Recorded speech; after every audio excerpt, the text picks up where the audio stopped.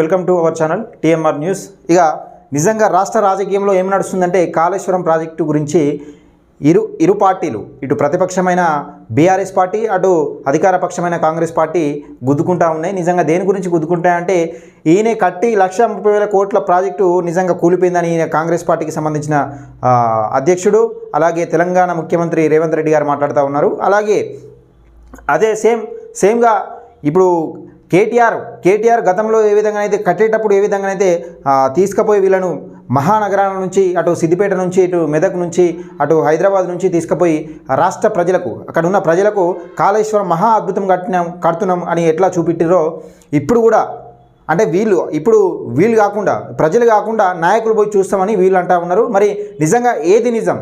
అసలు కాళేశ్వరం ప్రాజెక్టుల అవినీతి జరిగిందా, లేకపోతే కావాలని కాంగ్రెస్ పార్టీ బీఆర్ఎస్ పార్టీ పైన బురద జల్లే ప్రయత్నంలో భాగంగానే చెప్పుడు మాటలు చెప్పుకొస్తున్నా అనేది తెలుసుకునే ప్రయత్నం చేద్దాం. ఒకసారి మన వీడియోకి అయితే స్కిప్ చేయకుండా చూడండి, ఒకసారి లైక్ చేయండి, వీలైతే షేర్ చేయండి, తప్పకుండా మీ అభిప్రాయాన్ని కామెంట్ రూపంలో తెలియజేయండి.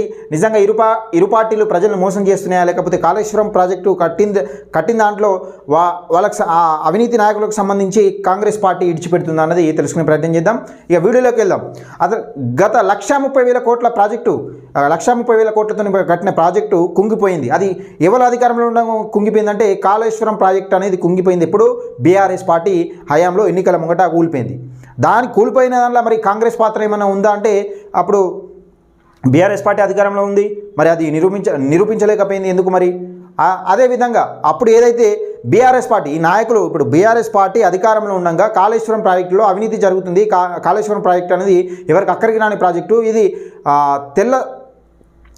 వైట్ ఎలిఫెంట్ అని దాన్ని, అంటే డబ్బులు అది పెట్టిన కావున కమిషన్ ద్వారా బయటకు వస్తాయి, వైట్ ఎలిఫెంట్ అని ఒకటి నిర్ధారించారు. దాన్ని నిజంగా తెల్ల ఏనుగు అని చెప్పిరాళ్ళు ఇప్పుడు ప్రతిపక్షాలు ఆరోపించినాయి. అప్పుడు గతంలో కూడా ప్రశ్నించే గొంతులు ఎవరైతే ఆకునూరి మురళీ సార్ ఉంటాడో, లేకపోతే తీన్మార్ మల్లన్న ఉంటాడో, రేవంత్ రెడ్డి ఉంటాడో, లేకపోతే రేవంత్ రెడ్డి వాళ్ళు, ఇలాంటి వాళ్ళు కాళేశ్వరం ప్రాజెక్టు గురించి ప్రజలకు చూపెట్టడానికి వెళ్తే అక్కడికి పోకుండా అడ్డుకున్నారు. ప్రశ్నించే గొంతులను బీఆర్ఎస్ పార్టీ హయాంలో పోకుండా అడ్డుకున్నారు. కానీ అదే కాంగ్రెస్ పార్టీ అధికారంలోకి వచ్చిన తర్వాత మరి ఈ నిజంగా కాళేశ్వరం ప్రాజెక్టులో జరిగిన అవినీతి పైన చర్యలు ఎందుకు తీసుకుంటలేదు ఇప్పటివరకు? మరి ఒకవేళ నిజంగా అవినీతి జరిగింది వాస్తవం కాదా, లేకపోతే బీఆర్ఎస్ పార్టీ పైన బురద చల్లుతుందా? యాస్టీజ్గా ఇప్పుడు బీఆర్ఎస్ పార్టీ కూడా బీఆర్ఎస్ పార్టీ కాదు, ఇటు సీఎం రేవంత్ రెడ్డి కూడా ఏం మాట్లాడిందంటే కాళేశ్వరం ప్రాజెక్టు దగ్గర కోత అని గత వారం క్రితం మాట్లాడిన మాటలు ఉన్నాయి.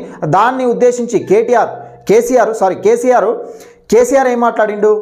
అటు నల్లగొండ సభలో కాళేశ్వరం ప్రాజెక్టు ఏం పీకనీకి పోతారా, లేకపోతే బొందలగడ్డ పోతారా అన్నట్టు వ్యంగ్యంగా మాట్లాడిండు. అంటే అక్కడ పోయి బొందలగడ్డ పోయి ఏం చేస్తారో అది అని మాట్లాడిండు కదా. అదే బొందలగడ్డను చూపించడానికి మహానగరం నుంచి, అటు హైదరాబాద్ నుంచి, సిద్దిపేట నుంచి, ఇంకా మెదక్ నుంచి యాత్రికులను తరలించి మరి ఏ బొందలగడ్డ చూపెడదామని తీసుకుపోయారు అన్నది ఒకసారి తెలంగాణ ప్రజలు అర్థం చేసుకోవాల్సిన విషయం. అంటే వీళ్ళ కట్టడం అయితేనే గొప్పగా, కూలిపోతేనేమో అందులో ఏం లేదు, ఒక 2 పిల్లలు సెట్ చేసుకుంటే సరిపోద్ది అన్నట్టు సింపుల్గా మాట్లాడుతున్నారు. మరి అది నిజంగా దానికోసం పెట్టిన ప్రజలు ఎవరై, వీళ్ళయ్యా లేకపోతే నాయకుల డబ్బా, ప్రజల సొమ్మ అన్నది ఈ సీఎం రేవంత్ రెడ్డి గారు చెప్పాలి. సీఎం రేవంత్ రెడ్డి గారు చెప్పి నిజంగా అలా అవినీతి అక్రమాలకు పాల్పడే నాయకులను నిజంగా కఠినంగా శిక్షించాలి కదా. అదే యాస్టీజ్గా ఇప్పుడు కేటీఆర్ ఏమంటా ఉన్నాడంటే కేటీఆర్ మీద నాయకులము కాళేశ్వరం ప్రాజెక్టు దగ్గరికి వెళ్తా అంటుండు. కాళేశ్వరం ప్రాజెక్టు కట్టింది ఎవరి హయాంలో? బీఆర్ఎస్ పార్టీ, ఇప్పుడు ఉన్న టీఆర్ఎస్ పార్టీ హయాంలో కట్టిరు. అప్పుడున్న టీఆర్ఎస్ పార్టీ హయాంలో చాలా గొప్పగా కడుతున్నాము, అంటే చాలా గొప్పగా తెలంగాణలోనే లేదు ఇంత పెద్ద ప్రాజెక్ట్ అన్న విధంగా కడుతున్నామని చాలామందిని తీసుకుపోయి చూపెట్టారు. అది మీరు కూడా చూసారు. అంటే అంత గొప్పగా కట్టిన ప్రాజెక్టు మరి ఒక్కసారిగా కుంగిపోతే మళ్ళీ మీరు కట్టిన ప్రాజెక్టే మీ హయాంలోనే కుంగిపోయింది.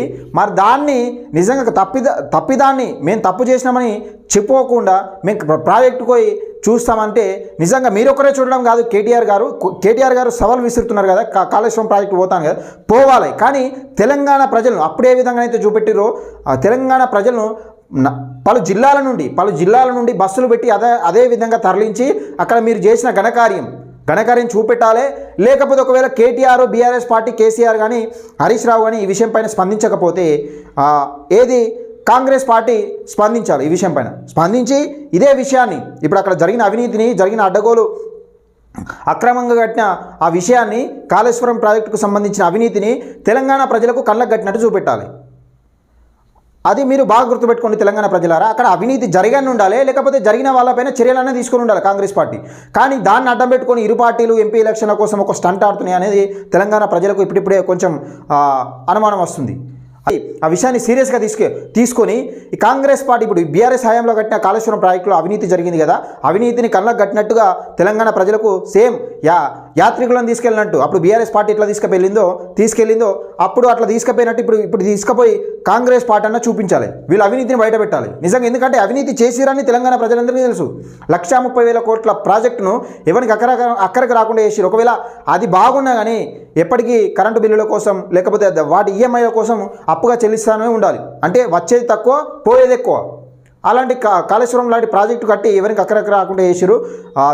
కాంగ్రెస్ పార్టీ ఇప్పటికైనా స్పందించి ఈ విషయం పైన తెలంగాణ ప్రజల నలుమూలల నుంచి యాత్రికులను తీసుకుపోయినట్టు ప్రజలను అందరిని తీసుకుపోయి అక్కడ జరిగిన అవినీతిని బయట పెట్టాలి, అందులో జరిగిన కుంభకోణాన్ని బయటపెట్టి అందులో జరిగిన అవినీతి పనులు అలా తిన్న అవినీతి పనులను బయట గక్కియాలి ఇప్పటికైనా కానీ.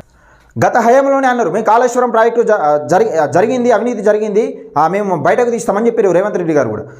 అలాగే ఇప్పుడు దీనికి సంబంధించి కూలిపోయిన ప్రాజెక్టును ఎవరు డిజైన్ చేస్తున్నారు, మళ్ళీ రీకన్స్ట్రక్షన్ ఎవరు చేస్తారంటే